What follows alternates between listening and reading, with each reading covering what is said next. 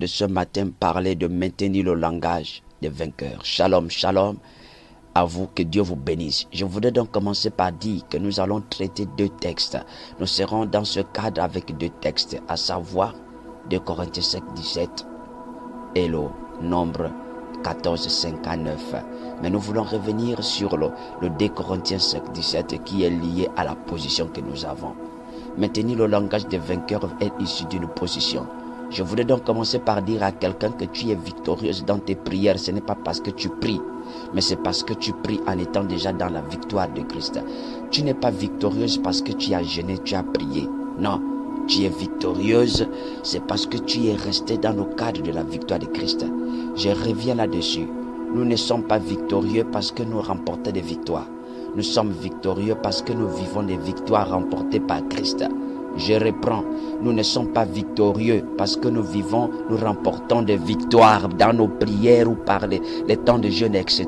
Non, nous sommes victorieux parce que nous vivons des victoires remportées par Christ. Et ce matin, nous voulons donc maintenir le langage des vainqueurs. Comment maintenir le langage des vainqueurs? Premièrement, commence par être vrai avec toi-même. Donc, en d'autres termes, marche selon la vérité. Comment maintenir le langage de victoire, de vainqueur? Marche selon la vérité. Pourquoi? Parce que le langage, c'est un comportement. Et le comportement est issu des actions que nous posons. Christ est le chemin, la vérité et la vie. Si tu es en Christ, c'est que tu dois marcher dans la vérité, pas dans un peu de vérité, mais toujours demeurer dans la vérité. Je voudrais donc commencer par là. Prenons exemple. Une femme qui prie, quelqu'un qui a appris. Prenons l'exemple d'une femme. Tu as appris. Et à la fin de tes études, tu obtiens le diplôme et tu demandes à Dieu de t'accorder le stage. Dieu t'accorde le stage. Et quand il t'accorde le stage, pendant que tu es en stage, le propriétaire de l'entreprise vient te proposer le travail, mais dans quelles conditions? En te disant, couche avec moi, sors avec moi et ensuite tu seras embauché. Quand tu termines le stage, tu es embauché. Et ensuite, à la fin de ton stage, tu viens rendre témoignage à l'église que Dieu t'a accordé la grâce. Écoutez, ça c'est l'usurpation de faux. Tu as usurpé du faux, c'est-à-dire un faux titre. Ça, c'est ce qu'on appelle fabrication de témoignages.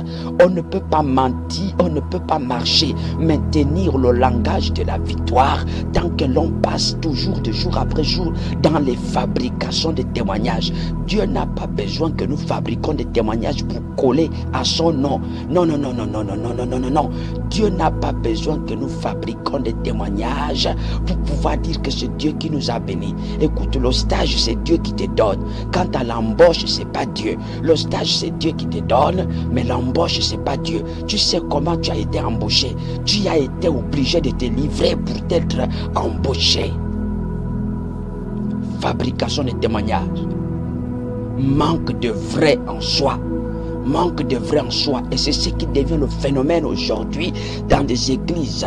Dans des églises, la chair est devenue un spectacle, un lieu de spectacle, là où les hommes se lèvent pour venir rendre de faux témoignages, éviter de faux témoignages. Écoute, tu n'es pas obligé de rentrer dans le faux pour coller des titres à Dieu. Dieu n'a pas besoin que tu fabriques des témoignages pour lui plaire. Dieu n'a pas besoin de ça. Dieu n'a pas besoin de ton témoignage de faux. Ce n'est pas ce qui va l'enlever quelque chose ou va l'ajouter quelque chose. Tu comprends, toi qui m'écoutes, je m'adresse à toi et je sais pertinemment que tu me comprends très bien ce matin. Évitons le faux.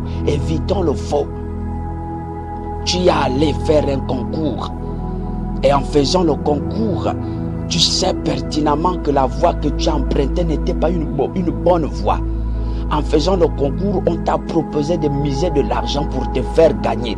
Je dis en faisant le concours, accéder là où tu es. En faisant le concours, on t'a proposé de gagner de l'argent. Tu allais miser de l'argent pour pouvoir aboutir là où tu te trouves. Et à la fin du concours, tu gagnes. Tu viens rendre témoignage que c'est Dieu qui t'a fait gagner, sachant que tu as pratiqué une mauvaise voie. Tu as emprunté une mauvaise voie pour pouvoir avoir accès de là où tu te trouves. Mon frère, tu marches dans le faux. Je dis ce matin, tu marches dans le faux et tu ne pourras jamais maintenir le langage des vainqueurs tant que tu tant que tu continues à marcher dans le faux, le diable continuera toujours à te réclamer. Évitez le compromis. Ça, c'est ce qu'on n'appelle pas de compromis. Comment peux-tu venir témoigner quand tu sais que c'est du faux? Tu viens rendre témoignage au nom de Dieu pendant que tu sais que tu as emprunté de mauvaise foi. Le pire mensonge. Je m'adresse à toi qui m'écoutes ce matin. Tu sais que là où tu te trouves en ce moment, tu as accédé parce que tu as triché. Tu as dû tricher pour être là où tu es ce matin. Tu sais que tu as triché. Tu as usurpé les titres.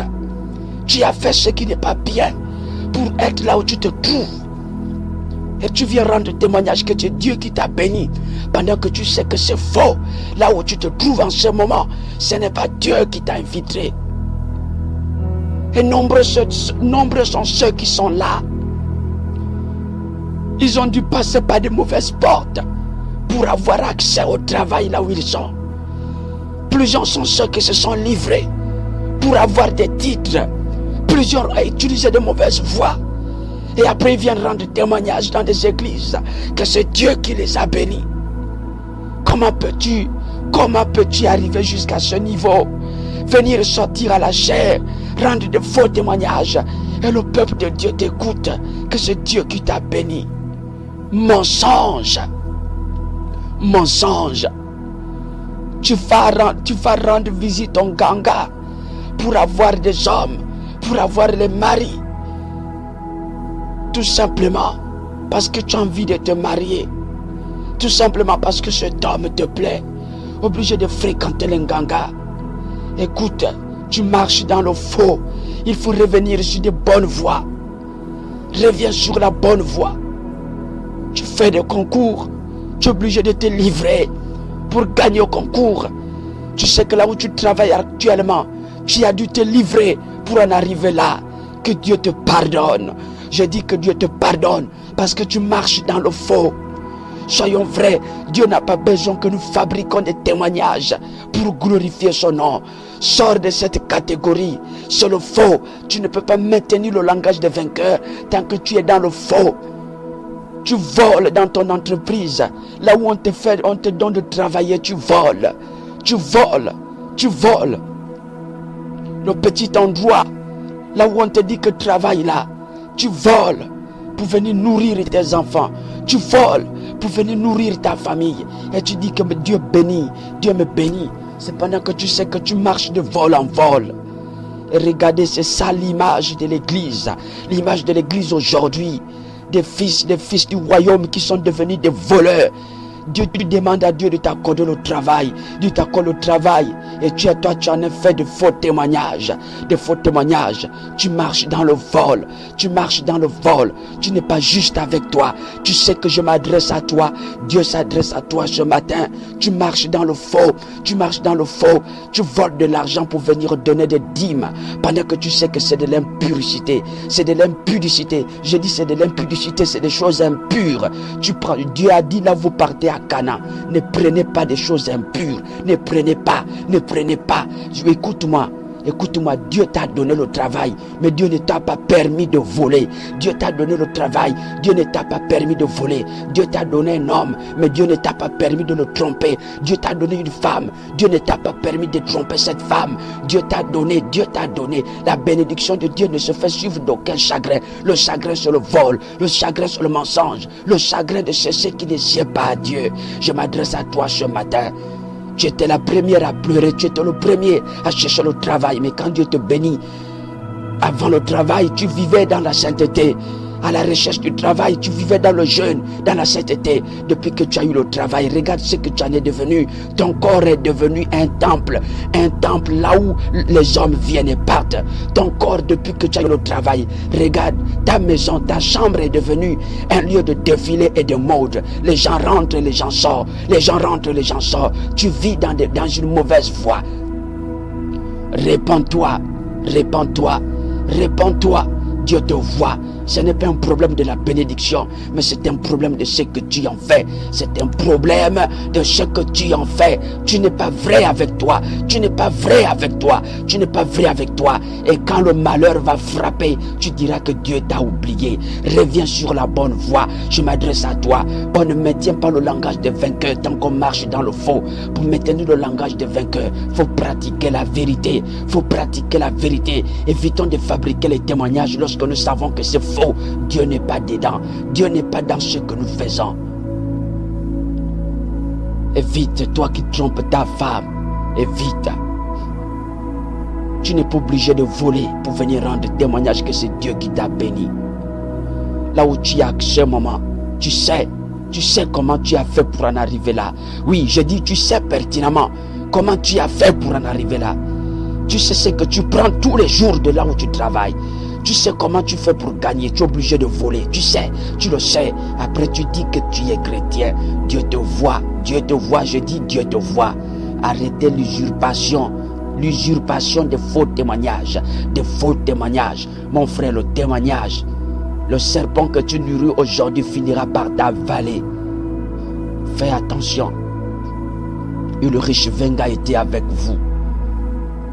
Sur maintenir le langage de victoire. Premier point de ce numéro, de ce second numéro.